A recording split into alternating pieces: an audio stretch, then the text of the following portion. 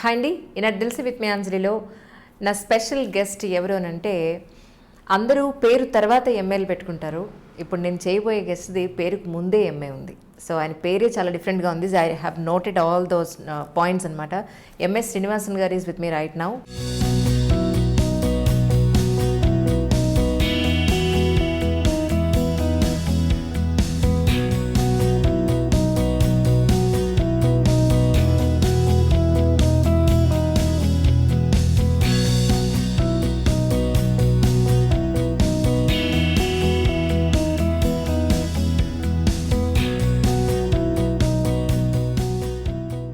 First welcome చెప్పేద్దాం. Sir నమస్కారం అండి. ఏకేఎస్ ఐఏఎస్ అకాడమీలో మీరు హిస్టరీ ఫ్యాకల్టీగా వర్క్ చేస్తున్నారు. ఇది ఆయన సంబంధించిన సింపుల్ ఒక లైన్లో. ఇక ఆయన గురించి పూర్తి వివరాలను తెలుసుకుందాం. సార్, ఇంతకుముందు మీరు మీడియాలో చేశారని చెప్పని విన్నాం. ఒకసారి మీ నేటివ్ ప్లేస్ ఎక్కడ, మీరు ఏం చదువుకున్నారు, how come you are into media, electronic media and print media అంటే ఏం చెప్తారు? బేసికలీ నేను నా నేటివ్ ప్లేస్ వచ్చి సంగారెడ్డి. ఓకే. హైదరాబాద్కి 60 కిలోమీటర్ల దూరంలో. తెలంగాణ బిడ్డను. పుట్టి పెరిగి నాకు చదువే కాదు, నాకు సంస్కారాన్ని, విజ్ఞానాన్ని, ఎట్లా బిహేవ్గా చేయాలో అన్న ప్రతి విషయాన్ని నేర్పింది, ఎదిరించే తత్వాన్ని కూడా నేర్పింది తెలంగాణ. ఓకే. ఇది తెలంగాణకు సంబంధించిన అంశం కాబట్టి తెలంగాణ బిడ్డగా, సంగారెడ్డి బిడ్డగా, మంజీరా తీరంలో ఉన్నవాడిగా, నేను అక్కడ పుట్టి అక్కడే పెరిగి ఇంటర్మీడియట్ వరకు సంగారెడ్డి నాది. Government junior college, government school. అంటే ఈరోజు మనము ప్రెస్టీజియస్ స్కూల్స్ ఇట్లా అనుకోకుండా, నిజానికి నా 10th క్లాస్ అయింది 79 10th అంటే దాదాపు అప్పుడు ఇంత ప్రైవేటైజేషన్ లేదు, ఇంత కార్పొరేటైజేషన్ లేని కాలం అది. ఆ టైంలో చెప్తే నేను వినడమే, ఎందుకంటే నాకు తెలియదు 79 గురించి. Please tell me. అప్పుడు ఇంత లేదు. అప్పుడు ఉన్నది ఎవరైనా public school, English medium school అన్నారు అనుకోండి, అది ఎట్లా ఉంటుందంటే కొంత ఇంగ్లీష్ వచ్చిన వాళ్ళు, అంటే కన్వర్సేషనల్ ఇంగ్లీష్ వచ్చిన వాళ్ళు టీచ్ చేసే ఇంగ్లీష్ మీడియం నడిచిపోయాయి, కార్పొరేటైజేషన్ లేని కాలం. తర్వాత నిజానికి చెప్పాలంటే ఒక సమానత్వం ఉంది ఎడ్యుకేషన్లో ఆ రోజు. అట్లాంటి స్కూల్లో నేను చదివిన స్కూల్, ఎందుకంటే ఇది పర్సనల్ బయోడేటాలో చెప్తున్నాను కాబట్టి, నేను చదివిన school government basic school, basic school అంటారు. అది సంగారెడ్డిలో ఒక కోటగూడ మధ్యలో ఉంటుంది. దాని పక్కనే district jail. And proud to be A student of that. ఎందుకంటే నా స్కూల్ అంటే ఇది గోడ, ఇది స్కూలు బయటికి రాగానే జైలు. ఆ జైలు ఇప్పుడు తెలంగాణలో జైల్ మ్యూజియం. మీరు మన జాతిరత్నాల్లో ఒక జైలు చూసారా? ఎగ్జాక్ట్లీ అదే జైలు. రోజు ఆ జైలు ముందు నుంచి పోయి మా స్కూల్కి వెళ్ళేవాళ్ళం. దాని పక్కనే అక్కడ ఖైదీలు వచ్చి స్కూల్లో ఉన్న పాత దిగుడు బావి, మీడివల్ పీరియడ్లో 15th-16th సెంచరీలో కట్టిన మీడివల్ పీరియడ్ బావిలో నీళ్లు తీసుకుపోవడం, ఆ ఖైదీలను చూడటం చాలా విచిత్రంగా అనిపించేది. సో ఒక గవర్నమెంట్ స్కూల్లో చదివిన విద్యార్థి, అన్ని స్ట్రాటర్ నుంచి వస్తుంటారు. మా దగ్గర కలెక్టర్ కాదు కానీ డిప్యూటీ కలెక్టర్, లేకపోతే తహసీల్దార్లు, వాళ్ళ పిల్లలు, పూర్తిగా చాలా బీద స్థాయిలో ఉన్నవాళ్ళు అందరితో సహా. నేను I hail from a middle class, today what we call as middle class. మా ఇద్దరు పేరెంట్స్ కూడా టీచర్స్. మా అమ్మ నాన్న ఇద్దరు టీచర్స్. మా నాన్నమ్మ కూడా టీచరే. ఆమె సంగారెడ్డిలో ఒక ప్రైవేట్ స్కూల్ నడిపేది. సో అప్పుడు ఈ ప్రైవేట్ స్కూల్లో తెలుగులో ఈ తెలంగాణ పదం ఖాన్గీ స్కూల్ అంటాం. ఖాన్గీ అంటే ప్రైవేట్, అంటే చిన్నది ఎవరు స్కూల్ పెట్టుకున్నా దట్ ఈస్ ఖాన్గీ స్కూల్, గుళ్ళో నడిపేది. నేను అందుకే నా ఎడ్యుకేషన్ను, where do I locate my education, my studies అంటే I don't locate my education in a school system basically. ఎందుకంటే మా ఫాదర్ మదర్ ఇద్దరు స్కూల్కి వెళ్ళిపోగానే మా నాన్నమ్మ స్కూల్ రన్ చేస్తుంది ఒక గుళ్ళో. ఆ గుళ్ళో ఉయ్యాలను 2 స్తంభాలకు కట్టేసేవాళ్ళు, మా అన్న ఉయ్యాల్లో పడేశారు. నేను ఉయ్యాల నుంచి లేచి చూడగానే స్కూలే కనిపించింది నాకు. ఓకే. వర్ణాక్షరాలు కానీ, లేకపోతే అక్షరమాలు కానీ, లేకపోతే లెక్కలు కానీ అన్నీ వాళ్ళకి చెప్తుంటే విని ఎక్కింటాయి. అట్లా స్కూల్లో పుట్టి పెరిగిన వాడిని. సో మళ్ళీ స్కూల్లో పుట్టి పెరిగాను కాబట్టి ఆటోమేటిక్గా చాలా తక్కువ ఏజ్లోనే చాలా పాస్ అయిపోయింది. మళ్ళీ స్కూల్లో వేయడానికి తీసుకుని వెళ్ళేటప్పటికి 5th క్లాస్లో వేయడానికి తీసుకెళ్తే అండర్ ఏజ్ 5th కాదు, మళ్ళీ 4th అన్నారు. So again I started from 4th and 5th. Okay. ఇట్లా చేసుకుంటూ మళ్ళీ గవర్నమెంట్ స్కూల్, మళ్ళీ government junior college affiliated school నాది సంగారెడ్డిలో. ఆ జూనియర్ కాలేజ్ ఏంటి అంటే గవర్నమెంట్ జూనియర్ కాలేజ్. నిజానికి నేను అదే చెప్పాను, ఎడ్యుకేషన్ సిస్టమ్ ఎంత సమానత్వంగా ఉందో ఆ కాలంలో చూస్తే తెలుస్తుంది. అన్ని సెక్షన్స్ నుంచి వస్తున్న స్టూడెంట్స్ మధ్యలో బతికిన వాళ్ళం, తిరిగిన వాళ్ళం, చెప్పులు లేకుండా రోడ్ల ముందు పరిగెత్తిన వాళ్ళం, ముళ్ళ కంపల్లో పడి ఆడుకున్న వాళ్ళం, గిల్లీడండులు ఆడుకున్న వాళ్ళం, గోటీలు ఆడుకున్న వాళ్ళం. సేవింగ్ రేస్ మాకు అప్పుడు ఇవి లేవు, స్మార్ట్ ఫోన్స్. అంటే సొసైటీలో ఒక పిల్లలు మొత్తం సొసైటీ నుంచి ఏం నేర్చుకోవాలో అట్లాంటి బ్యాక్గ్రౌండ్లో పెరిగినాడు. అందుకే నా ఎడ్యుకేషన్ ఎప్పుడు కూడా I attribute to the society from where I hail. అక్కడి నుంచి మొదలవుతుంది. సంగారెడ్డి జూనియర్ కాలేజ్లోని అటాచ్డ్ స్కూల్లో 10th తెలుగు మీడియం, ఇంటర్మీడియట్ మాత్రం English medium BiPC, botany, zoology, chemistry. చాలా మందికి ఉండే డ్రీమ్స్ లానే డాక్టర్ కావాలని కోరిక. అప్పుడప్పుడే ఈ కంప్యూటర్స్ ఇంట్రడ్యూస్ అవుతున్న టైము, కంప్యూటర్ మిస్టేక్స్ గవర్నమెంట్ కూడా అప్పుడప్పుడే నేర్చుకుంటున్నారు, తప్పులు చేస్తూ పడుతూ లేస్తూ, రీ ఎగ్జామ్లు, ఆ గందరగోళాలు. మొత్తానికి ఒకసారి 2 మార్కులు పోయింది మెడిసిన్, తర్వాత అసలు మళ్ళీ రాయలేదు. So like that up to intermediate I studied in Sangareddy. Sangareddy అనేది ఒక టిపికల్ తెలంగాణ ఒక టౌన్. ఆ టౌన్లో ఉండే లక్షణాలంతాను అక్కడి నుంచి నేర్చుకున్నవి. పాజిటివ్గా సొసైటీని అర్థం చేసుకుంటూ పెరిగాను. Then I came to graduation to Hyderabad. So Sangareddy నేను ఎందుకు అంటానంటే, నిజానికి shaping up of the student ఎప్పుడు కూడా సమాజం చేస్తుంది. Today is world teachers day. అవునండి. ఓ, ఈరోజు మిమ్మల్ని కలవడం సంతోషం నాకైతే నిజంగా. మనకు ఆల్ ఇండియాలో టీచర్స్ డే అని మనము సర్వేపల్లి రాధాకృష్ణన్ ఎట్లా అనుకుంటున్నామో, today is world teachers day. పొద్దున్నే చాలా మంది వాట్సాప్ లో మెసేజెస్ చూస్తే నాకు కూడా గుర్తొచ్చింది. సో వరల్డ్ టీచర్స్ డే రోజు నేను మాట్లాడాలనుకుంది అదే, హూ టీచర్స్ యూ బేసికలీ. అసలు మనకు బోధన చేసేది ఎవరు, ఎక్కడి నుంచి నేర్చుకుంటున్నాం అంటే first teacher is the society. I believe that. నాకు హిస్టరీలో కూడా అదే మొట్టమొదటి పాఠం. So this is about my childhood. సంగారెడ్డిలో పుట్టి ప్రభుత్వ కాలేజీల్లో చదువుకొని మల్టీఫాసెటెడ్ జ్ఞానాన్ని అక్కడి నుంచి పట్టుకున్నవాడిని నేను. ఇదేదో మన ఇండివిజువల్ గొప్పతనాలు కావు, సమాజం ఇచ్చే విస్తృతమైన జ్ఞానం ఏదైతే ఉంటుందో సమాజాన్ని అర్థం చేసుకోవడానికి, అది మనకు ఊరిస్తుంది, మనకు ఆ సమాజం ఇస్తుంది. అక్కడ అన్ని రకాలైన మనుషులు ఉంటారు. నాట్ ఏ మోనో కల్చర్, అంటే కేవలం ఒక విషయాన్ని మాత్రమే పట్టుకొని ముందుకు పోయే కల్చర్స్ లేనివి. కాలంలో పుట్టి పెరిగిన వాడిని. ఇది నా చైల్డ్హుడ్ గురించి. సో ఈ హిస్టరీ లెక్చరర్గా ఎలా అవతారం చెందారంటే ఏం చెప్తారు? How come your in this field sir? అంటే ముందు మీరు మీడియాలో ఉన్నట్టున్నారు కదా, దీనికన్నా ముందు మీడియా ముందా మీ హిస్టరీ లెక్చరర్గా మీరు జర్నీ ముందా? ఈ క్వశ్చన్ కంటే ముందు కొంత నా ప్రస్థానం చెప్పాలి. Yeah please. నేను ఫస్ట్ ఇందాక చెప్పినట్టుగా ప్రతి ఒక్కరు డాక్టర్ కావాలనే, డాక్టర్ ఇంజనీర్ కావాలా లేకపోతే సంథింగ్, దాంతో మెడికల్ ఎంట్రన్స్ కోసం వర్క్ చేయటము అది ఇది చేశాను. ఎట్లయితే నా స్టడీస్ చాలా తొందరగా అయిపోవడం వల్ల నా 10th క్లాస్ కూడా పర్మిషన్ ఇవ్వలేదు. I pass my 10th class when I was 10+. Okay. Special permission from the college principal తోటి 10th క్లాస్ పాస్ అయ్యాను. ఓకే. సో నా ఇంటర్మీడియట్ అయిపోయి డిగ్రీ అయిపోయేటప్పటికి నాకు మెడికల్ ఎంట్రన్స్ ఏజ్ రాలేదు. సో నా డిగ్రీ అయిపోయినప్పుడు నా మెడికల్ ఎంట్రన్స్ ఏజ్ వచ్చింది. సో ఈ ప్రాసెస్లో మళ్ళీ ఐ కేమ్ టు హైదరాబాద్. ఏవి కాలేజ్లో నా degree. Even AV college is also one of the institution which has groomed me like anything. ఎందుకు అంటే నిజానికి అప్పుడున్న కాలేజెస్లో ఉన్న లక్షణం అది, వైవిధ్యం ఉంటుంది, రకరకాల మంది మనుషులు వస్తుంటారు. హైదరాబాదును పూర్తిగా అర్థం చేసుకున్న కాలం అది. ఈ రోజున్న హైదరాబాద్కి 1980sలో ఉన్న హైదరాబాద్కి చాలా తేడా ఉంది. నాది 81 to 84 నా డిగ్రీ ఏవి కాలేజ్లో.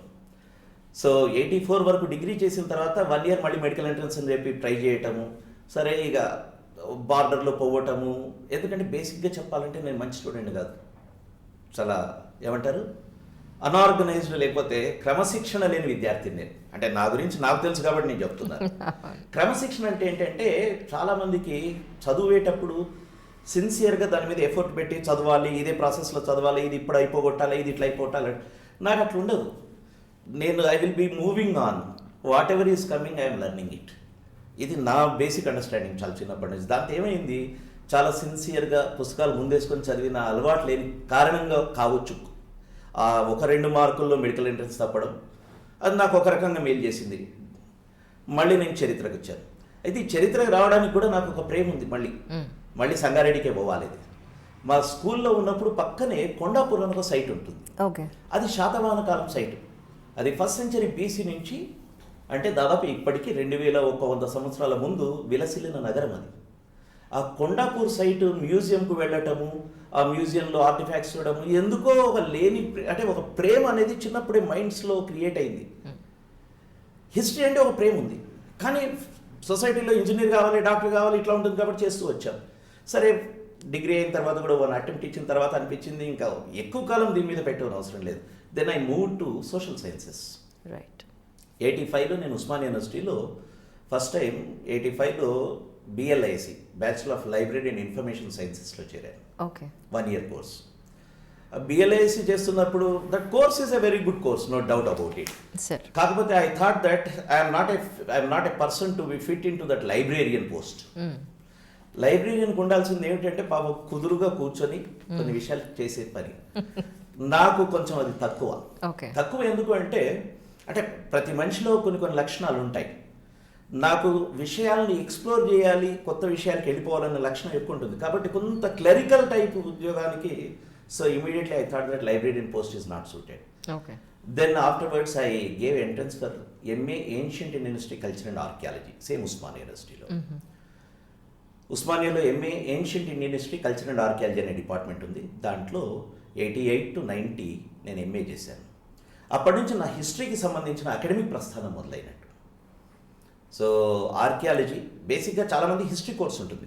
మా కోర్స్ కేవలం హిస్టరీ కాదు, హిస్టరీతో పాటు ఆర్కియాలజీ ఉంటుంది, కల్చర్ ఉంటుంది, మ్యూజిక్, డాన్స్ ఇట్లా పేపర్స్ ఉంటాయి, మ్యూజియాలజీ ఉంటుంది.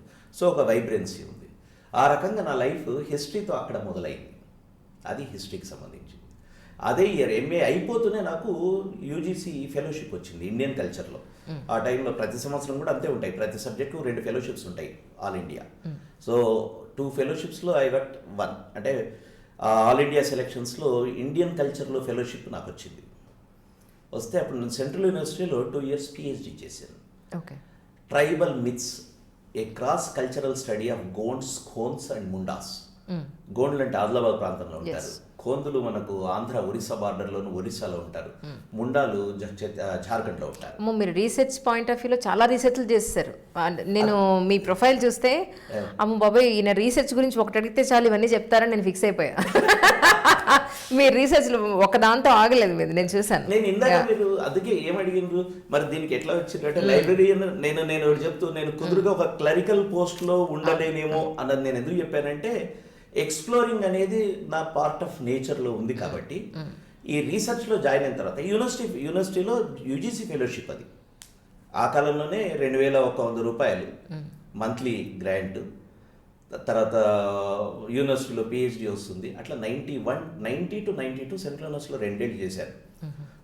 I should mention about the great scholars under whom I studied. Professor MLK Murthy గారని ఇండియాలోనే one of the greatest ethno archaeologist ఆయన నా గైడ్, సూపర్వైజర్ PhD. ఆయన తర్వాత ప్రొఫెసర్ హరగోపాల్, మీరు వేరే ఉంటారు, ఫేమస్ పొలిటికల్ సైంటిస్ట్. వీళ్ళిద్దరు నా జాయింట్ గైడ్స్.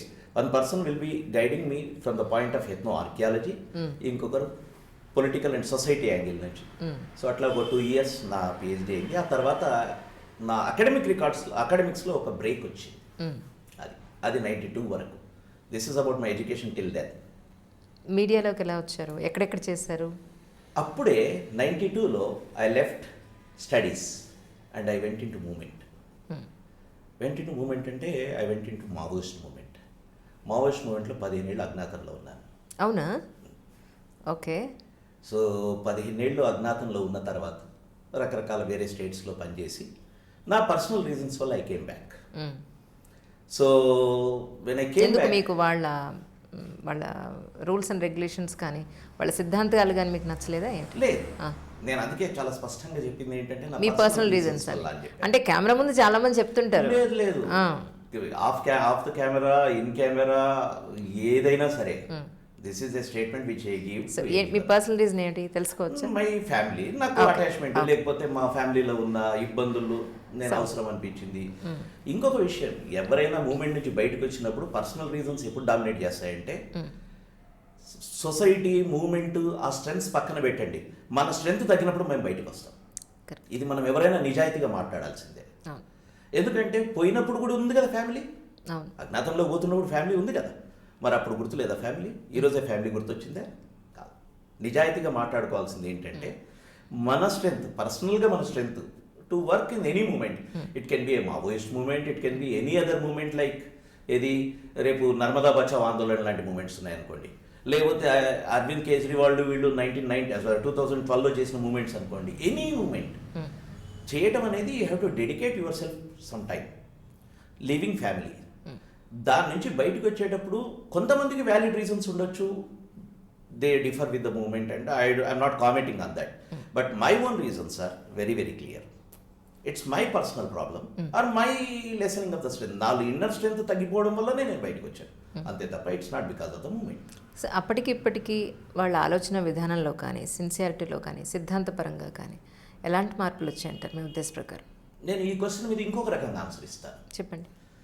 1960లలో శ్రీకాకుళం ఉద్యమం జరిగింది.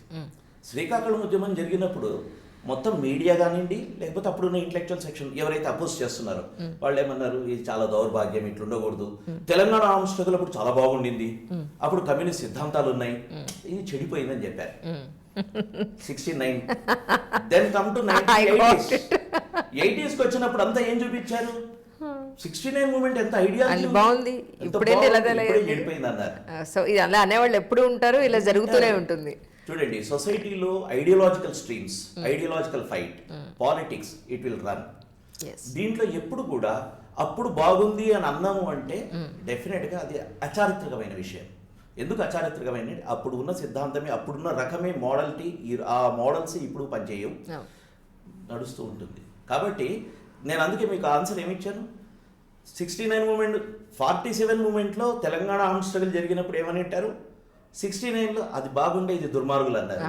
69 80sలో అన్నారు, ఇప్పుడు ఇది అనొచ్చు. రేపు పొద్దున్న అందుకే శ్రీశ్రీ ఒక కోట్ చేశాడు. This is to quote Sri Sri who has been, అంటే మన ట్యాంక్ బండ్ మీద కూడా ఆయన విగ్రహం ఉంది. ఆయన ఏమన్నాడంటే, తెల్లవారు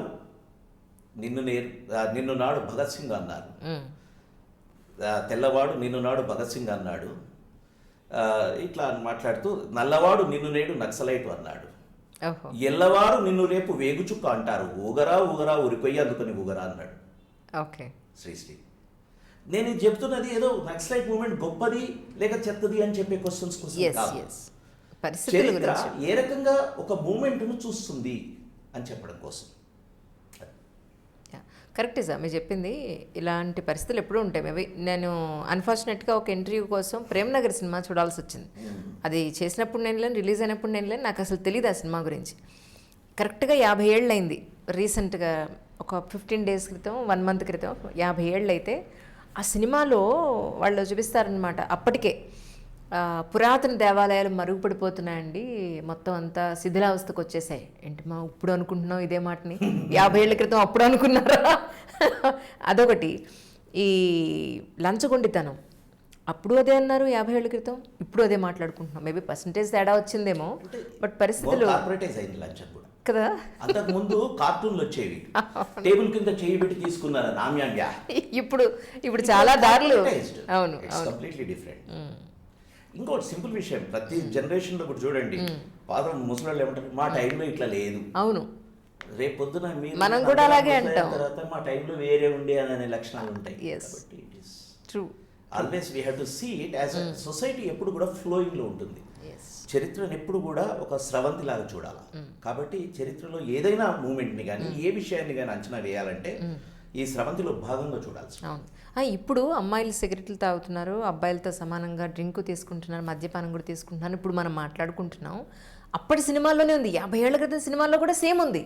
సో నాకు అనిపించింది, సో అప్పుడు ఉంది, ఇప్పుడు ఉంది, కమింగ్ ఫ్యూచర్లోనూ మనం ఉన్నా లేకపోయినా అది ఉంటుంది. ఎవరు ఏం నేర్చుకుంటున్నారు, ఎలా రిఫార్మ్ మారుతూ వస్తున్నారు అనేది మెయిన్ రీజన్ తప్ప ఇప్పుడు ఉన్నారు ఇప్పుడు లేదని కాదు, ఎప్పుడు ఉన్నారు ఉంటారు అనే విషయం నాకు అర్థమైంది. Absolutely, as you said, that's nice. So a ఛానల్స్లో ఎన్నాళ్ళ పాటు చేశారు? 15 years I came back. అంటే వచ్చిన నెల రోజుల్లోనే I joined in HMTV as a core member, joined as a producer and gradually became a core member. ఈ ప్రాసెస్లో హెచ్ఎంటీవీలో తెలంగాణ మూమెంట్ పీక్గా నడుస్తున్న కాలం అది. ఆ టైంలో ఇక డెఫినెట్గా పొలిటికల్లీ ఇట్స్ జస్ట్ అంటే చటపటాలు ఎక్కువ ఉన్నాయి ఆ టైంలో ప్రతి ఛానల్లోనూ. ఆ టైంలోనే ఆ పీక్ మూమెంట్లో I was part of HMTV. అంటే నాకు హెచ్ఎంటీవీకి సంబంధించి చెప్పాలంటే HMTV was a school and a learning experience for electronic media for me. ఎందుకంటే అంతకుముందు నేను షార్ట్ టర్మ్ జర్నలిస్ట్గా ఉన్నప్పటికీ it was a short period, very brief period. But again హెచ్ఎంటీవీలో నేను నేర్చుకున్నది, హెచ్ఎంటీవీలో ఎలక్ట్రానిక్ మీడియా గురించి నేర్చుకున్నది చాలా ఉంది. అంతకుముందే నేను 2 డాక్యుమెంటరీలు చేశాను. When I came out of movement, ఒక 1 year బ్రేక్లో నేను ఒక డాక్యుమెంటరీ చేశాను. దేని గురించి చేశారు? చైల్డ్ ఫీటిసైడ్, ఇన్ఫాంటిసైడ్ మీద. Okay. Girl child foeticide infanticide మీద దాని title twinkle twinkle missing stars. ఓ. అది తర్వాత హెచ్ఎంటీవీలో మేము ప్రసారం చేసాం. First edition of UNICEF media awards ఇస్తుంది. అవునండి. ఆ ఫస్ట్ ఎడిషన్లో my documentary got best script award and best director award అట్లా. సో ఆ నేను డాక్యుమెంటరీస్ తర్వాత నేను ట్రయల్ చేశాను గర్ల్ చైల్డ్ మీద. So documentary making, film making మీద interest drew me into electronic media also. అంతకుముందు 80sలో parallel cinema, new wave cinema అని ఈరోజు తర్వాత ప్యారలల్ సినిమా అనేది పెద్ద movement. So we're completely film buffs. అప్పుడు ఎవరు నసీరుద్దీన్ షా, దీప్తి నావల్ ఇట్లాంటి వాళ్ళంతా బాగా సినిమాలు వస్తున్న కాలం అది. So we were into film movement, చాలా తినడము, అదే చూడడము, క్రిటిక్స్ ఇవన్నీ చదువుతున్న కాలం కాబట్టి this is part of electronic media. Films is part of our cultural space in our minds. అది జరిగింది. So I came into electronic media. So HMTV తర్వాత Hans India. So for almost 3-4 years I was into that. Then as a founding chief editor we started Deccan TV. So unfortunately it could not be launched in a proper way and I came out of it. So there ends my journalistic career, Deccan TV కాలం వరకు. So ఆ తర్వాత మళ్ళీ నేను టీచింగ్కి వచ్చేసాను. ఎందుకు అంటే ఒకటి ఉంది, నేను ఎప్పుడో విడిచిపెట్టిన పిహెచ్డి ఉంది. సో మళ్ళీ పిహెచ్డి పూర్తి చేయాలి, అకాడమిక్స్లో ఉండాలి అనేది. So I took admission in Osmania university history, మా ఆర్కియాలజీ డిపార్ట్మెంట్లోనే. Then I took the topic of the study of Buddhist sites in Telangana బౌద్ధం మీద ఎవరు మాట్లాడలేదు ఇప్పటివరకు. దాని మీద నా పిహెచ్డి రిజిస్ట్రేషన్ చేసేసి నా అకాడమిక్స్ ప్లస్ ఇది ఉండాలనే ప్రయత్నంలో I came back to academics. Then I started teaching చేసినా మళ్ళీ అకాడమిక్స్లో ఉండగలుగుతాను. జర్నలిజంలో ఉండి మళ్ళీ అకాడమిక్స్, ఈ 2 పడవల్లో కలవడం. సో మీరు అన్నట్టు షిఫ్ట్ అవుతూ వచ్చాను. Academics, career, political life, then journalism, then academics.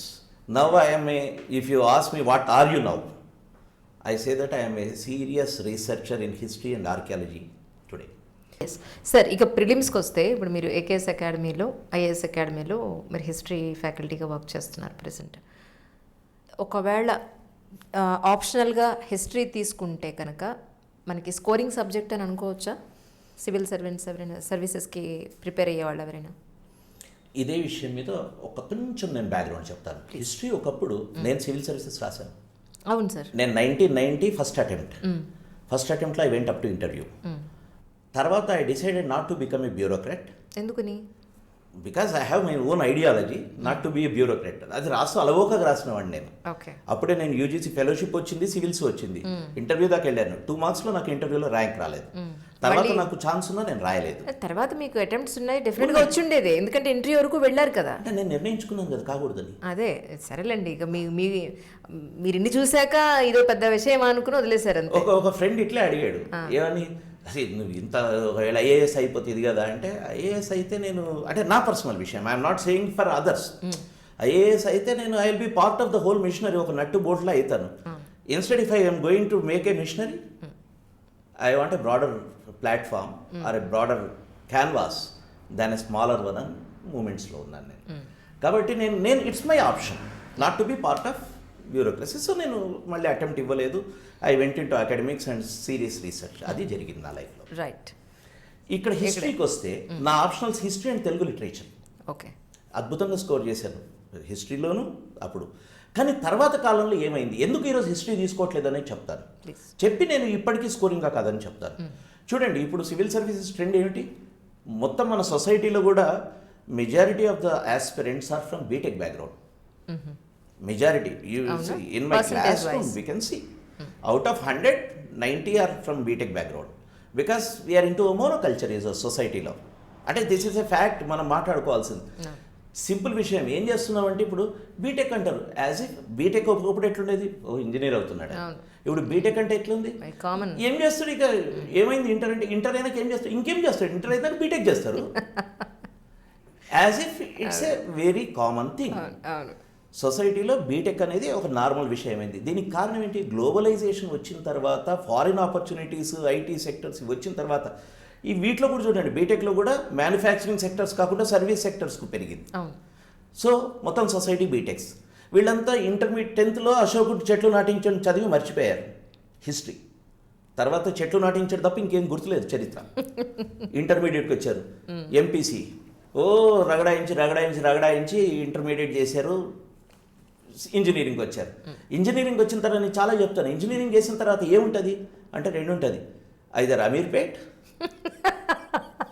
This is a fact, either Ameerpet are America. Okay, మంచి ర్యాంక్ వచ్చి ఇదైతే అమీర్పేట పోతావు, లేకపోతే ఇక్కడే ఏదో దానికి అమీర్పేటలో కోచింగ్ తీసుకుంటూ వస్తున్నావు. బీటెక్స్ ఏం చేస్తున్నారు మళ్ళీ? సో ఇంకొకటి formulation, either Ameerpet or Ashok Nagar. ఓహో, రైట్. బికాస్ అమీర్పేటకు పోతే టెక్నికల్ బ్యాక్గ్రౌండ్ లో ఎక్కడో ఒక చుట్టూ లేదు, మళ్ళీ సివిల్ సర్వీసెస్ గ్రూప్స్ రాసుకుంటారు. Either Ameerpet or Ashok Nagar, 2 years. You don't have any other option. Are you serious about your technology or your technocracy, what you have learned in your we're into monoculture. దీంతో ఏమైంది, ఇది బేసిస్. ఎప్పుడైనా కానీ ఏ విషయం ఎందుకు బాగా పెరిగిందని అర్థం చేసుకోవాలంటే అక్కడున్న పరిస్థితులు అర్థం చేసుకోవాలి.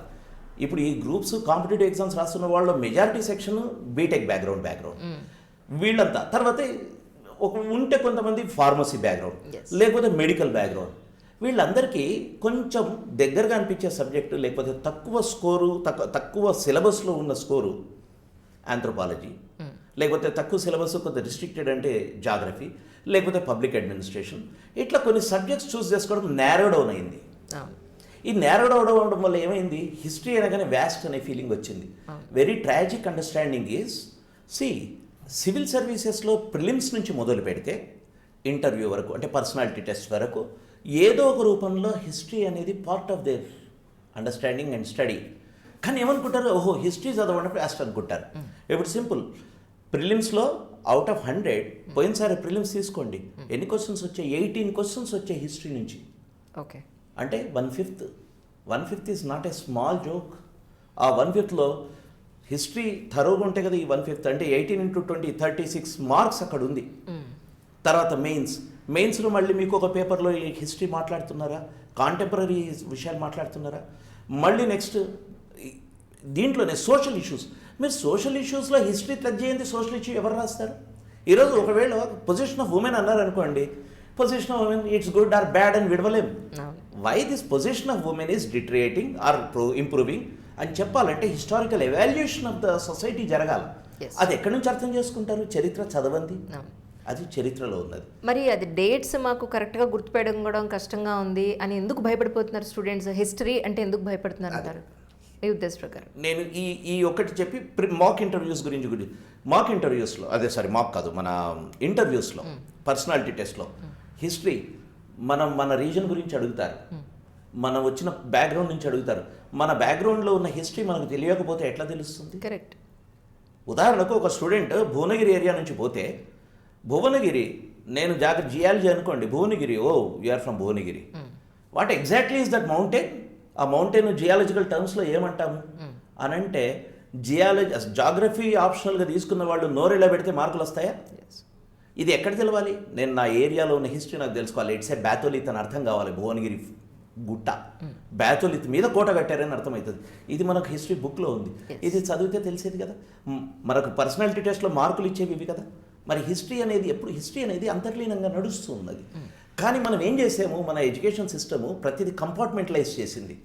Number of questions, number of chapters, number of hours, ఇది నా ప్రిపరేషన్. అక్కడి నుంచి మొదలైన రోగం హిస్టరీని వెనక్కి తగ్గింది. నేను కావాలని వాడాను రోగం అన్న పదం. ఎందుకంటే knowledge, I'm not biased about any other subject. I'm deeply into geology, geography, polity, I can speak on any subject. కానీ ఎందుకు అంటున్నానంటే, ప్రతిదీ నాలెడ్జ్ ఎప్పుడు ఒకదానిలో పెనిట్రేట్ అయ్యి వేరే వేరే సబ్జెక్ట్స్లోకి వెళ్తుంది. కానీ మన ఎడ్యుకేషన్ సిస్టమ్ ఏం చేసింది, 6 క్వశ్చన్లు 10 క్వశ్చన్లు 6 క్వశ్చన్లు చదివితే గ్రాడ్యుయేషన్ అయిపోయాయి.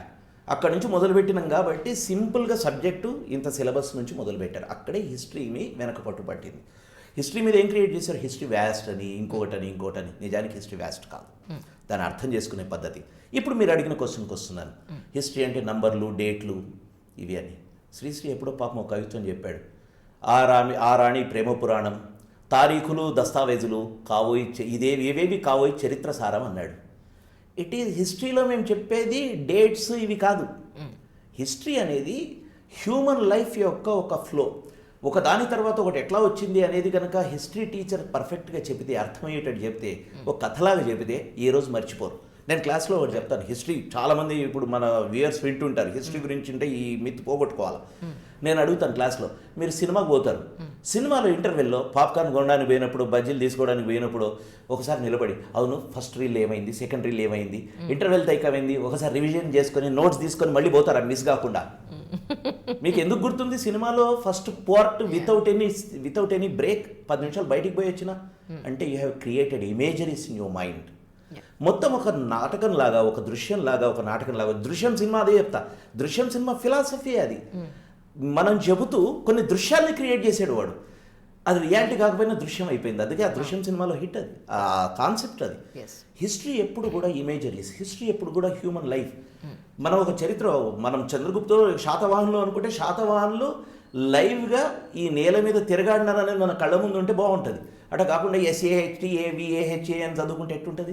హిస్టరీలో రోగం అది. అందుకే డేట్స్, ప్లేసెస్, యుద్ధాలు కావు చరిత్ర. చరిత్ర is the whole human life. అట్లా టీచ్ చేస్తే హిస్టరీ ఎప్పుడు డల్ కాదు, బోరింగ్ కాదు. ట్రూ. అలాగే సార్, సివిల్ సర్వీసెస్కి యూపీ టీఎస్పిఎస్సికి ఏపీపీఎస్సికి కూడా మీరు స్టూడెంట్స్ని మీరు టీచ్ చేస్తూ ఉన్నారు. ఈ మూడింటికి కూడా హిస్టరీ పాయింట్ ఆఫ్ వ్యూలో లేదా prelims, mains, interview point of వ్యూలో ఎలా ప్రిపేర్ అవ్వాలి హిస్టరీ గురించి అని అంటే ఏం చెప్తారు స్టూడెంట్స్కి? Forget about groups, forget about UPSC. What is history? నేను అదే చెప్తాను. హిస్టరీలో యూపీఎస్సీ తీసుకుందాం. ప్రిలిమ్స్ ప్రిపరేషన్కి ఉదాహరణకు ప్రిలిమ్స్ ప్రిపరేషన్లో శాతవాహనులకు 30 మంది రాజులు ఉంటే మెయిన్స్కు 31 గారు. కాన్సెప్చువల్గా చదవటం అనేది ఎప్పుడు ఏ కోచ్ దీనికైనా ఇంపార్టెంట్. సివిల్ సర్వీసెస్లో నేను చెప్పేది అదే. ఏమవుతుందంటే ఒక సబ్జెక్ట్ చదివినప్పుడు సార్ పాయింట్స్ చదువుకుంటాం, తర్వాత రాయడం నేర్చుకుంటాం అనే పద్ధతిని చూసారా, అదే తప్పుడు పద్ధతి. ఇప్పుడు ఒక విషయాన్ని చదివినప్పుడు కాన్సెప్చువల్గా చదువుకుంటే, కాన్సెప్చువల్గా చదవడం అంటే ఏంటి? ఒక విషయాన్ని ఉన్నది ఉన్నట్టుగా విత్ ఆల్ ఇట్స్ హోల్ పారాఫ్రెనేరియా, దాని చుట్టూ ఉన్న అన్ని అంశాలని కనుక హోలిస్టిక్గా అర్థం చేసుకున్నప్పుడు మీకు పాయింట్స్ ఆటోమేటిక్గా వచ్చి అక్కడ కూర్చుంటాయి. ఇప్పుడు సింపుల్ విషయం, నేను మీకే ఒక క్వశ్చన్ ఇస్తున్నాను. Arrange them in following order. Akbar, Manmohan Singh, Gandhi. మీరు ఏం అరేంజ్ చేస్తారు? ఆబ్వియస్లీ అక్బరు, గాంధీ. మీరు డేట్స్ ఏమైనా గుర్తుపెట్టుకున్నారా? మరి ఎట్లా వచ్చారు వీళ్ళు? ఇట్లా ఎట్లా కూర్చున్నారు వచ్చి వాళ్ళ ప్లేసుల్లో, వాళ్ళ సీట్లలో? సో డేట్స్ ముఖ్యం కాదు, డేట్స్ కాదు, వాళ్ళున్న కాంటెక్స్ను హిస్టరీ అర్థం చేయిస్తే మన మైండ్లో ఆటోమేటిక్ వస్తుంది. ఇప్పుడు మీకేమి అక్బర్ ఎప్పుడు పుట్టిండో మీకు తెలియదు, మన్మోహన్ సింగ్ పుట్టింది ఎప్పుడో తెలియదు, ఏ రోజు పిఎం అయ్యాడో తెలియదు, కానీ మీరు సీక్వెన్స్లో అరేంజ్ చేశారా? ఇది విషయం. ఇది నేను ఎందుకు చెప్తున్నాను? హిస్టరీకి టీచింగ్లో ఇప్పుడు నేను ఏకేఎస్లో మేము ట్రైన్ చేసేది అదే. నేను స్టూడెంట్స్ని, కొంతమంది స్టూడెంట్స్ సార్ ఇంత చదవాలా, అంత చదవాలా కాదు, ఉన్న సబ్జెక్టును థరో చేసుకుంటే నీకు ఎట్లా అడిగినా వస్తుంది. అది ప్రిలిమ్సా, మెయిన్సా, లేకపోతే పర్సనాలిటీ టెస్టా, అన్నిటికీ హిస్టరీ ఒకటే కదా. ఇక్కడ నేను థరోగా ఉంటే, ఇప్పుడు ఇంకా లేమన్ భాషలో చెప్దాం, లే పర్సన్స్ భాషలో చెప్దాం. ఇంట్లో 2 పిల్లులు ఉన్నాయి. 2 పిల్లులు బయటికి పోవడానికి ఎన్ని మీరు గోడ కన్నాలు వేస్తారు? ఒక పెద్ద పిల్లు ఉంది, ఒక చిన్న పిల్లు ఉంది, ఎన్ని కన్నాలు వేస్తారు మీరు? ఒకటి చాలు కదా. అట్లెట్లయితుంది? పెద్ద పిల్లికి పెద్దది, చిన్న పిల్లికి చిన్నది వేయాలి కదా. Okay, right. ఇదే మనం పెడగాగిలో ఉన్న మిస్అండర్స్టాండింగ్. ప్రిలిమ్స్కి, మెయిన్స్కి అన్నిటికి కూడా నేను ఎవ్వరు ఏమనుకున్నా, ఎందుకంటే because I know this is in courts market. ఈ కోచింగ్ అనేది మార్కెట్ లాంటిది. ఈ మార్కెట్లో ఎట్లుంటుంది? రకరకాల టీచర్లు నీకు ఎట్లా ఈ బిట్లు 50 బిట్లు నువ్వు నేర్చుకుంటే నీ ప్రిలిమ్స్ వచ్చేస్తుంది, తర్వాత 3 పార్కులు రాసుకుంటే మెయిన్స్ వస్తుంది. ఇట్లా చెప్తున్నారు, ఇట్లా చెప్పకండి. మీరు స్టూడెంట్స్నే కాదు అసలు జనరేషన్ నాశనం చేస్తున్నారు. సబ్జెక్ట్ని మింగేసి ఆల్రెడీ, అది వేరే విషయం. జనరేషన్ కూడా నాశనం చేస్తారు. ఎందుకంటే వీళ్ళు హోలిస్టిక్గా తయారు కాకపోతే వీళ్ళ ర్యాంకులు కూడా మంచివి రావు. మీకు చాలా దూరం పోండి. వీళ్ళని ఇట్లా తయారు చేయడం వల్లే చూడండి ఇంతమంది కోచింగ్లు తీసుకున్న మరి కొంతమందిలే అసలు మీకు మార్కులు కూడా ఇప్పుడు సివిల్ సర్వీసెస్లో చూడండి, they are not so glorious. మీకు తెలుసా, ఎక్సలెంట్ మార్క్స్ రావటం లేదు. ఎందుకు అంటే the problem is the people who are correcting are the professionals, they are the professors from the universities, they have more knowledge. And వాళ్ళ దగ్గర వీళ్ళ ఆన్సర్స్ ఎంత ఉంటున్నాయి, చాలా బిట్స్ అండ్ పీసెస్లో నేర్చుకుని పోయి బుల్లెట్ పాయింట్లలో పెడుతున్నారు. Satisfy car. అందుకే మనకు మెయిన్స్లో మార్కులు రావట్లేదు ఎక్కువ. ఇది మెయిన్స్ రాసే వాళ్ళు గుర్తుపెట్టుకోవాలి. అంటే మనము ఒక విషయాన్ని కంజూసి మనము నేను ఇంకొకటి అడుగుతాను క్లాస్లో, ఒక స్టూడెంట్ ఇట్లా అడుగుతాను, సార్ ఇంత చదవాల్సి ఉంటుందా సార్, ఇంకొంచెం తగ్గిస్తే అయిపోతుంది కదా నేను అడిగాను. మీకు డాఫ్ అప్లై చేస్తారు కదా, మీరు డీటెయిల్డ్ అప్లికేషన్ ఫామ్ రాస్తారు, అప్పుడు మొత్తం పెడతారు 1 2 3 4 5. అప్పుడు మీరు ఏం చేయండి, లాస్ట్ సర్వీస్ మీద టిక్ పెట్టి నాకు ఇంత చాలు అని రాసి నా దగ్గరికి రండి, అప్పుడు నీకు ఎంత చాలో చదవడం చెప్తారు. మనకు కావాల్సింది ఏమిటి, హయ్యెస్ట్, ఇంత వేరియేషన్లో హయ్యెస్ట్ పొజిషన్ కావాలి, లక్షల్లో 100ల్లో సెలెక్ట్ కావాలి. కానీ చదివే దగ్గర మాత్రం ఇంత చాలా అనే ప్రశ్న ఎప్పుడు అడగొద్దండి. ప్రిలిమ్స్కి మెయిన్స్కి అన్నిటికీ చదవాల్సింది మీరు ఒక కాన్సెప్చువల్గా చదవాలి. కాన్సెప్చువల్గా చదివినప్పుడు అది హిస్టరీ కావచ్చు, ఈజీగా వస్తున్నది ర్యాంకులు అనుకుంటున్న ఆంథ్రోపాలజీ కావచ్చు, it's one and the same. I have interviewed many students, those who are appearing with anthropology. ఆంథ్రోపాలజీలో ఆర్కియాలజీ ఒక సబ్జెక్ట్ ఉంటుంది, 4 చాప్టర్స్ ఉంటాయి. Unfortunately no one knows what archaeology is, but they are writing. Teachers, many of the teachers, I am not, with all due regards to the people who teach, as a teacher, co-teacher, archaeology తెలిసిన వాళ్ళు archaeology మాట్లాడతారా, లేకపోతే ఒట్టికి పుస్తకంలో చదివి. ఇప్పుడు నాకు 1 సంవత్సరం time ఇచ్చి మెడ మీద కత్తి పెట్టి నువ్వు బతకాలంటే నువ్వు మెటలర్జీ చెప్పరా అంటే నేను మెటలర్జీ చెప్తా వచ్చే సంవత్సరం నుంచి, హిస్టరీ చదివినప్పటికీ. అర్థమైంది కదా. ఎందుకు అంటున్నానంటే కాన్సెప్చువల్గా నేర్పించడం అనేది చేస్తేనే మంచి ర్యాంకులు వస్తాయి. ఇది అందరూ గుర్తుపెట్టుకోవాలి, స్టూడెంట్స్ ప్రత్యేకించి గుర్తుపెట్టుకోవాలి. డోంట్ కంజూసీ చేయకండి. కంజూసీ అంటే ఇంత చదివితే సరిపోద్దా ఇట్లా మీరు చదివింది. నేను అందుకే అవర్స్ గురించి చెప్పను. సివిల్స్కి కానీ మెయిన్స్, సివిల్స్లో మెయిన్స్కి కానీ ప్రిలిమ్స్ కానీ ప్రిపరేషన్ ఎట్లా ఉండాలి అంటే చదివిన చాప్టర్ థరోగా చదవండి. నేను ప్రిలిమ్స్ మేరకి చదువుతాను, మెయిన్స్ అప్పుడు చూసుకుంటాను కాదు. థరోనిసిస్ అంటే ఒక చాప్టర్ చదివినాక ఇంక అయిపోవాలా, సెకండ్ టైం చదివితే you are updating or revising it in a higher level. అట్లా చదువుతూనే ర్యాంక్ వస్తుంది, లేకుంటే you will be performing in a very very mediocre way. So conceptual understanding is important for any subject. That applies to history, any subject you take. I have interviewed a student who took MA English literature as optional. I have asked her, Chaucer గురించి మాట్లాడారు, లేకపోతే Victorian age గురించి మాట్లాడారు, లేకపోతే ఇంకొకటి English లిటరేచర్లో మాట్లాడారు, Indian writing, contemporary writing. పాపం కొంతమంది చెప్పలేకపోతున్నారు, కొంచెం చెప్పగలుగుతున్నారు. ఎందుకు? బికాస్ వాళ్ళు ఎగ్జామినేషన్ మోడ్లో మాత్రమే ఇంత చదువుకొని పోతున్నారు. కానీ అడిగేది ఎట్లా అడుగుతారు? అక్కడ వీళ్ళకి ఇంటర్వ్యూలు దెబ్బతింటాయి. అందుకే నేను అనేది, మీరు తీసుకున్న సబ్జెక్ట్ మీద థరోగా చదవండి. థరోనెస్ ఈజ్ ఇంపార్టెంట్. టాపిక్స్ ఎన్ని చదువుతారు నాకు ఇంపార్టెంట్ కాదు, చదివిన టాపిక్ థరోగా చదవండి. థరోగా ఉండాలా. అవర్స్ ఇంపార్టెంట్ కాదు, thoroughness is important. Conceptual way is important. This is the only formula for any success. మొత్తానికి మీరు రాసిన దాన్ని ఏమంటారు, ఒక అనాలిసిస్ అన్నాలా, మేబీ దాన్ని ఆర్టికల్ అంటారు. యా. సో ఎందులో పడింది, మీ కేసీఆర్ గారు అసెంబ్లీలో దీన్ని మీరు చర్చ పెట్టారట, అభినందనలు తెలియజేశారట. దాని గురించి ఒకసారి మాకు చెప్తారా? అంటే నమస్తే తెలంగాణ పత్రికలో జూలై 5వ తారీఖు నుంచి నేను సిరీస్ మొదలుపెట్టాను తెలంగాణ హిస్టరీ మీద. I started with the beginnings of life. అంటే తెలంగాణ గడ్డ మీద, ఈ నేల మీద భూమి పుట్టుక నుంచి మొదలుపెట్టాను. మనుషులు కూడా కాదు, భూమి పుట్టుక, తర్వాత శిలాజాలు, నదులు ఎట్లా నాగరికతను సృష్టిస్తున్నాయి. నాగరికత అనేది నది లేని నాగరికత లేదు. కాబట్టి నది నాగరికతను కంటుంది అంటూ నదులు ఎట్లా నాగరికత పుడుతుంది, ఎట్లా సివిలైజేషన్స్ బిగిన్ అయ్యాయి, తర్వాత నదుల తర్వాత రాళ్ళు. మొత్తం మీకు చూస్తే ఈ దక్కన్ ప్రాంతం ఇంక్లూడింగ్ కర్నూలు, కడప రాళ్ళు ఉన్నాయి, బ్రహ్మాండమైన రాళ్ళు. ఈ రాళ్లకు మనుషులకి ఏం సంబంధం? మన ముందు రాళ్ళు మన ఇండ్లు అవే కదా, గుహలు, గుహావాసాలు.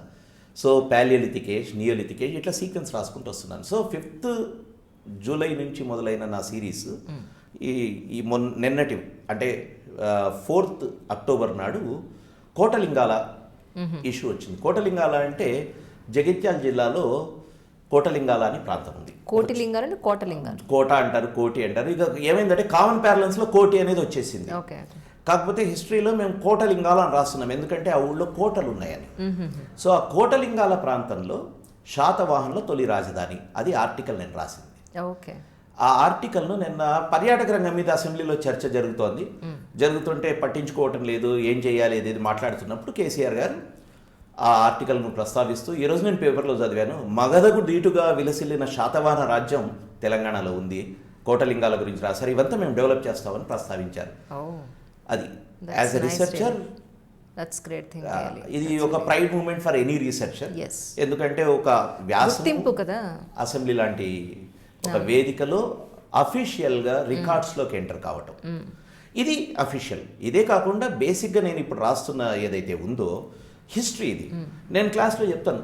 తెలంగాణ వాళ్ళు కావచ్చు, ఆంధ్ర వాళ్ళు కావచ్చు, లేకపోతే ఇంకో ప్రాంతం కావచ్చు, తెలుగు చదివిన అందరికీ కూడా చరిత్రే. ఇప్పుడు హిస్టరీలో శాతవాహనులు ఒక దగ్గర మొదలైనప్పటికీ రాజ్యం మొత్తం 2 రాష్ట్రాల్లో విస్తరిల్లిందా లేదా? ఇది చదవడం వల్ల కరెక్ట్గా వస్తుందా లేదా? ఏపీ హిస్టరీ కావచ్చు, తెలంగాణ హిస్టరీ కావచ్చు. కాబట్టి history I'm writing basically. So this is part of Telangana history series. So it will continue for 1 year every week. Okay, అంటే ఇంకా 1 year కంటిన్యూ 1 year సిరీస్ ఇది. 53 weeks రాస్తున్నాను. ఓకే, ఇప్పటికి ఎన్ని రోజులు అయిందండి?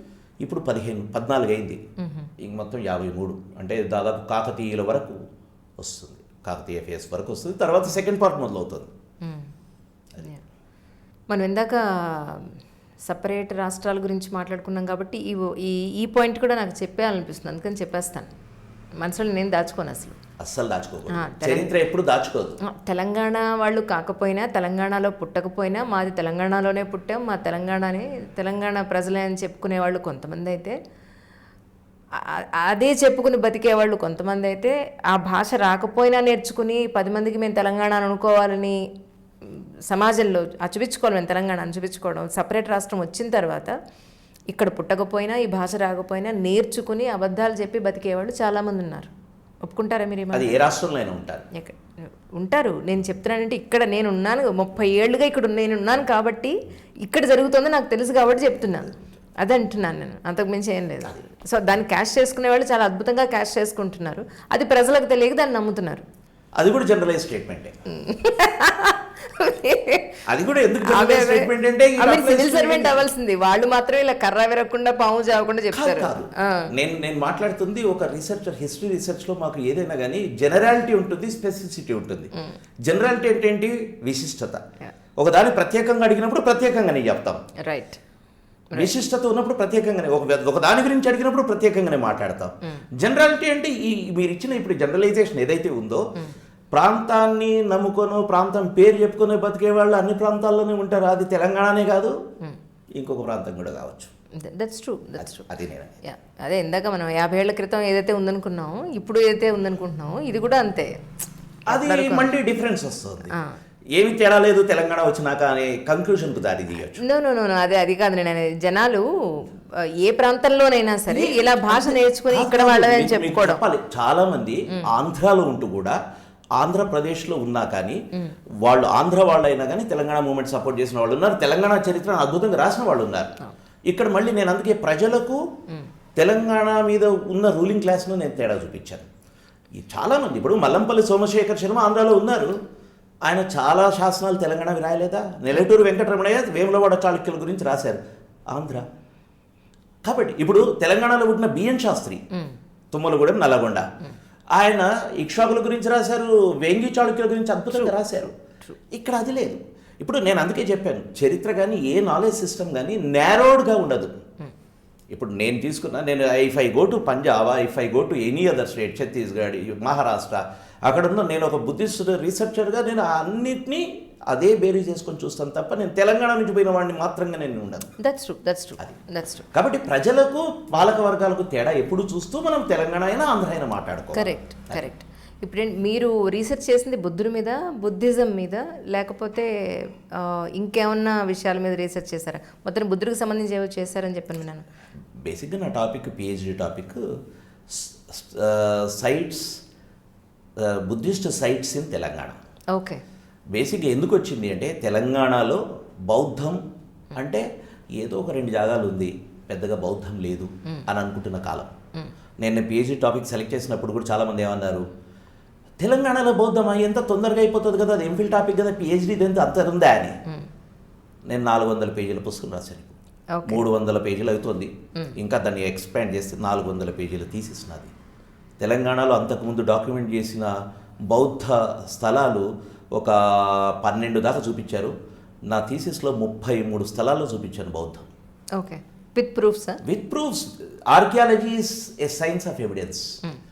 ఇది రిలీజియన్ లేకపోతే లిటరేచర్ కాదు. లిటరేచర్లో మనం పుస్తకంలో ఉన్నది చెప్పొచ్చు, రిలీజియన్లో మిత్ ఉంది కాబట్టి చెప్పేయచ్చు, గుర్రం ఎగురుతుంది మిత్లో, కానీ ఆర్కియాలజీలో ఎగరవు గుర్రాలు. గుర్రం అక్కడ అస్థి పంజరం కనిపించాలి నాకు, అప్పుడే గుర్రం ఉందని చెప్తాను. మేము పూర్తిగా ఎవిడెన్స్తో మాట్లాడతాం.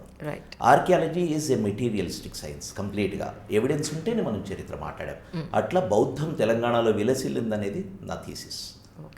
అందుకే పార్ట్ ఆఫ్ దట్ రేపు 11th రోజు ఇంటర్నేషనల్ బుద్ధిస్ట్ కాన్ఫెడరేషన్ వాళ్ళ కాన్ఫరెన్స్ ఉంది. ఇప్పుడు ఈ సంవత్సరం యాన్యువల్ అఫేర్ ఇప్పుడు జరగబోతుంది. ఇంటర్నేషనల్ బుద్ధిస్ట్ కాన్ఫెడరేషన్ వాళ్ళు తెలంగాణలో అంటే only 4 regional conferences are being held. హైదరాబాద్లో జరుగుతుంది రేపు 11th రోజు. I am one of the speaker who is speaking on Buddhist heritage of Telangana. Oh, that's great, sir. Yeah, that's really good. That will be culminating in International Buddhist Confederation or conference in Navanalanda University in November. Right. మీరు ఒక history ఫ్యాకల్టీగా ఆస్పిరెంట్స్కి history point of వ్యూలోంచి ఎలా prepare అయితే ఈజీగా అర్థం చేసుకోవచ్చు, లేదా ఎలా prepare అయితే స్కోరింగ్ సబ్జెక్ట్గా దీన్ని మలుచుకోవచ్చు అనేది కొన్ని ఏమైనా చెప్పగలుగుతారా? నేను ఏకేఎస్లో చాలా విషయాలు ఇంట్రడ్యూస్ చేశాను. నేను ఇంట్రడ్యూస్ చేశానంటే హిస్టరీలో నేను చెప్తున్నది. స్టూడెంట్స్కి మా దగ్గర ఏకేఎస్లో మొత్తం బోర్డులో ఒక టాపిక్ అయితేనే ఆ టాపిక్తో పాటు వాటి ఇమేజెస్, ఆ ఇమేజెస్తో పాటు ఇప్పుడు for example a site I have visited, నేనేం చేస్తాను వాటి వీడియోస్ చూపిస్తాను. If I'm talking about Lothal, Indus valley civilization చెప్పాను. మాకు ఏకేఎస్ స్టూడెంట్స్ మొత్తం ఇండస్ వ్యాలీ సివిలైజేషన్ మీద లోకల్ సైట్ వీడియో చూశారు, నేను తిరుగుతూ ఎక్స్ప్లెయిన్ చేశాను as if it's a tour for AKS students in Lothal. Lothal is in Gujarat. ఎట్లా వచ్చింది ఇది అంటే ఏకేఎస్ ఇన్స్టిట్యూట్లో ఈ గత 4 ఏళ్లుగా ఈ ఓరియంటేషన్ ఎక్కడ వదలలేదు. Shashank, the man who is running AKS, చాలా సీరియస్గా సార్ పెడగాగి మీది, ఇన్స్టిట్యూషన్ మేనేజ్మెంట్ ఏం చేస్తామో చేస్తాం, కానీ స్టూడెంట్స్కి కావాల్సిన హిస్టరీని ఎట్లా నేర్పాలి అనే విషయం పెడగాగి మీద కంప్లీట్లీ నెవర్ ఇంటర్ఫియర్. అందుకే మీకు ఒక సింపుల్ ఎగ్జాంపుల్ చెప్తాను. మనం ఇందాక తెలంగాణ ఆంధ్ర మాట్లాడుకున్నాం కదా, చరిత్రకు ఈ బ్యారియర్స్ ఉండవని. ఇది it can be a pride thing. Phanigiri అనే ఒక సైట్ ఉంది నల్గొండలో. ఆ ఫణిగిరి సైట్లో life size stucco of Bodhisattva దొరికింది. And I was part of the team which took that to Hyderabad తీసుకొచ్చి ఇక్కడ స్టేట్ మ్యూజియంలో పెట్టాము. ఫణిగిరిలో మన హైదరాబాద్ మ్యూజియంలో పెట్టినప్పుడు నేను తీసుకొచ్చాను కాబట్టి ఆటోమేటిక్గా ఏం చేశాను, నా ఇన్స్టిట్యూట్లో ఏకేఎస్లో స్టూడెంట్స్కి మొత్తం ఫణిగిరి స్టక్కో చూపించాను. ఇది చూపించిన సరిగ్గా 2nd మంత్ ఏపీపీఎస్సి గ్రూప్ 2లోను 1లోను ప్రిలిమ్స్ వచ్చింది. ప్రిలిమ్స్లో question in which state archaeologist found a life size stucco of Bodhisattva. ఇప్పుడు ఎవరు రాస్తారు చెప్పండి? ఇది మీకు రెగ్యులర్గా దొరికే నోట్స్లో ఏ ఇన్స్టిట్యూట్లోనూ ఎక్కడ దొరకదు ఈజీగా. ఇది ఎట్లా దొరుకుతుంది అంటే those who teach history with passion, those who are part of it, or those who are అంటే ఆల్రెడీ పేపర్స్లో చదివి స్టూడెంట్స్కి క్యాటర్ చేస్తుంటే కాంటెంపరీ ఇష్యూస్ క్యాటర్ చేయాలా. మీరు అడిగారు టిప్స్ ఏమి ఇస్తారు స్టూడెంట్స్కి. ఎప్పుడు కూడా స్టాటిక్గా చదవకండి హిస్టరీని. స్టాటిక్ అంటే ఇండస్ వ్యాలీ సివిలైజేషన్ మీద ఆల్రెడీ ఉంది. సివిల్ సర్వీసెస్లో వచ్చే క్వశ్చన్ రేపు ప్రిలిమ్స్లో ఇండస్ వ్యాలీ సివిలైజేషన్ మీద రొటీన్గా వచ్చే క్వశ్చన్స్ కాదు. రాఖీగఢ్ అనే కొత్త సైట్ ఉంది. ఆ కొత్త సైట్లో కొరియా నుంచి వచ్చిన సైంటిస్ట్ మైక్రోబ్స్ ఇండస్ వ్యాలీ పీరియడ్లో ఉన్న మైక్రో ఆర్గానిజమ్స్ మీద రీసెర్చ్ చేస్తున్నారు. ఇది నేను క్లాస్లో చెప్తున్నాం ఏకేఎస్లో. మీకు ఇంతకంటే అడ్వాన్స్డ్ అండర్స్టాండింగ్ స్టాటిక్ కాదు, ఎందుకంటే civil services is never static. Civil services is always dynamic. Examination ఎప్పుడు కూడా స్టాటిక్ క్వశ్చన్స్ ఉండవు. కాంటెంపరీ సొసైటీలో జరుగుతున్న విషయాల్ని అందుకొని ఇట్లా వస్తుంది. ఫర్ ఎగ్జాంపుల్ ఈరోజు చెప్తారు, నిన్ననే శ్యామకృష్ణ సిన్హాది అది ఇదైంది, ఏదో బర్త్ యానివర్సరీ జరిగింది. ఆయన Indian freedom fighter. Venkaiah Naidu ఉపరాష్ట్రపతి ఆయనకు నివాళులు అర్పించారు. ఈరోజు క్లాస్లో నేను ప్రస్తావిస్తాను. నిన్న మీరు ఈ వార్త విన్నారా? ఈయన గురించి మీరు ఇండియన్ నేషనల్ మూమెంట్ పీరియడ్లో చదవాలి. లండన్లో ఆయన ఏం చేశాడో మూమెంట్లో చదవాలి. ఇది మీకు రేపు సివిల్ సర్వీసెస్లో వస్తుంది ప్రిలిమ్స్లో. ఇంత కాంటెంపరీ ఇష్యూస్ చెప్తాం మేము. అంటే స్టాటిక్గా చెప్తే ఏమవుతుంది, నేను ఒక సంవత్సరం చెబితే వాళ్ళు రికార్డ్ చేసుకొని వేసుకుంటే నడిచిపోవచ్చు. ఇంకొక 10 ఏళ్ళ తర్వాత స్టాటిక్ అయితే ఇండస్ అక్కడే ఉంటుంది. కరెక్ట్. కానీ ఇండస్ను కోరిలేట్ చేయాలి, వేదికేజ్ను కోరిలేట్ చేయాలి, హిస్టరీని కోరిలేట్ చేయాలి. మా ఇన్స్టిట్యూట్లో మేము జనరల్గా నేను చేస్తున్నది ఏమిటి అంటే ఎప్పుడు కూడా స్టూడెంట్ జస్ట్ స్టాటిక్ నాలెడ్జ్ ఉండదు. వాళ్ళకి రేపు పొద్దున what is the difference between Vedic culture, Vedic religion and Hinduism అని క్వశ్చన్ వస్తే I assure you that my students and our students, our AK students will write. ఎట్లా ఎందుకు రాస్తున్నారు మీరు జనరల్గా అడగండి, మీరే ఆలోచించండి, వేదిక్ రిలీజియన్కు హిందూయిజంకు తేడా ఏంటి? రెండు ఒకటే కదా అనిపిస్తుంది. కానీ అది ఆ కాన్సెప్చువల్ అండర్స్టాండింగ్, ఇది సివిల్ సర్వీసెస్ మోడ్ నేను చెప్తున్నది. క్వశ్చన్స్ ఇట్లా వస్తాయి. ఇంత ఇన్డెప్త్ అనాలిసిస్తో మేము ట్రైన్ చేస్తున్నాం. అదే నేను స్టూడెంట్స్ అందరికీ చెప్పేది. ఎక్కడ ఇందాక ఒకటి చెప్పాను, కంజూసి చేయొద్దు, అనలిటికల్గా ఉండాలి. తర్వాత వాళ్ళని మెంటర్ చేసే క్రమంలో చాలా విషయాల్లో మేము వాళ్లకు అంటే మోడర్న్ టెక్నిక్స్ వాడడం కానీ, నా ప్రజెంటేషన్స్ కానీ, లేకపోతే ఈ బోర్డు కానీ, లేకపోతే వాళ్లకు ఇండివిజువల్ కౌన్సిలింగ్ కానీ ఏమైనా ఉంటే we take them to the museum. మీరు చెప్పండి, have you ever heard about it? In AKS institution we have taken them to museum. ఎందుకు మ్యూజియం తీసుకుపోయాం? నిజానికి జనరల్గా మోడ్ ఏముంటుంది, ఇది అయిపోతుంది, ఈ కోచింగ్ అయిపోయిన తర్వాత వీళ్ళెవరో ఇన్స్టిట్యూట్ ఎవరో. But we have the people who are part of it for as stream. Next కూడా కంటిన్యూషన్ ఉంటారు, మెసేజెస్ పెడుతుంటారు, సార్ మేము ఇది చూసామని. ఎందుకు వస్తున్నది అది? This is all because of the orientation we give in AKS. అది హిస్టరీలో కావచ్చు, జియోగ్రఫీలో కావచ్చు, పాలిటీలో కావచ్చు, we are maintaining it. So the pedagogy we are applying there is different. దానివల్లే ఈరోజు రిజల్ట్స్ వచ్చాయి. ఈరోజు కొన్ని సెలెక్షన్స్ బాగా వచ్చాయి. తర్వాత people are claiming that yes, మీ ద్వారా, మీ మెంటరింగ్ ద్వారా మీ దగ్గర రావడం వల్ల we got the confidence and we got service, we got these ranks అని చెప్తున్నారు. లేకుంటే ఎందుకు చెప్తారు? This is what we do. So I suggest the aspirants to follow these techniques to study. Right. కాంప్రహెన్సివ్గా, హోలిస్టిక్గా ఉండాలి, అనలిటికల్గా ఉండాలి, అనలిటికల్గా ఉండాలి, క్రిటికల్గా ఉండండి, ఆలోచించండి. You have brains. Because in future you are becoming civil servants, not just clerks. That is what we're training. అంటే from prelims till till your personality test, the holistic grooming of the students is happening. ఇందాక మనం pedagogy అని మాట్లాడుతున్నాం. Pedagogy అంటే only class room టీచింగ్తో ఆగిపోదు. Actually holistic development of the student అంటే we call it as mentoring. Prelims కావచ్చు, mains కావచ్చు, పర్సనాలిటీ టెస్ట్ కావచ్చు, ఈ మొత్తం ప్రాసెస్లో కూడా Shashank was serious about mentoring from the beginning. అంటే ఈ స్టేజ్ నుంచి చివరి వరకు ఎక్కడ కూడా కంజూసి చేయకుండా, అంటే అయిపోయిందిలే అనుకోకుండా వాళ్ళకి కావాల్సిన మెటీరియల్స్ ఇవ్వడం.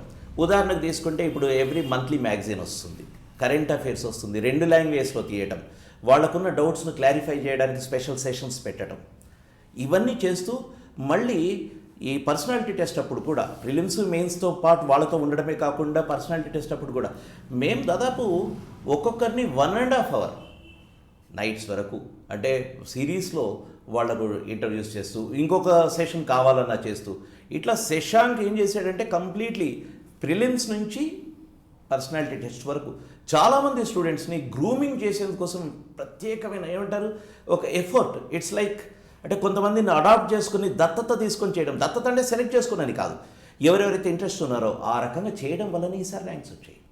So this is what I wanted to say. అంటే ఎప్పుడు కూడా స్టడీ అనేది ఒక దగ్గర ఆగిపోదు. టీచింగ్ క్లాస్ రూమ్తో ఎండ్ కాదు. outside of the teaching, outside of the classroom also, the institute plays an important role in grooming of the students. That's nice, sir. Such a great journey, sir. Really.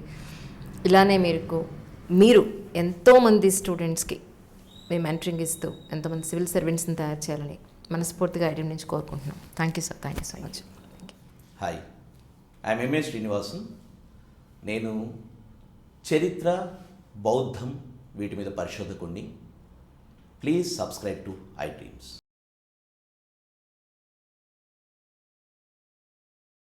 Hi, this is Isha Chawla. This is Manara Chopra. Hi, this is Kartikeya. నేను director తేజాని. Press the bell icon for more updates. For more such videos, please subscribe to iDream. For more videos, please subscribe to iDreams. For more videos, please subscribe to iDream. And you're watching iDream Media. Please like, share and subscribe to the channel. And don't forget to subscribe to iDream. Please subscribe iDream Media. Do subscribe to iDream. Subscribe to iDream Media. Do subscribe to iDream Media. Don't forget to subscribe. Click on the button below. Don't forget to subscribe to iDream.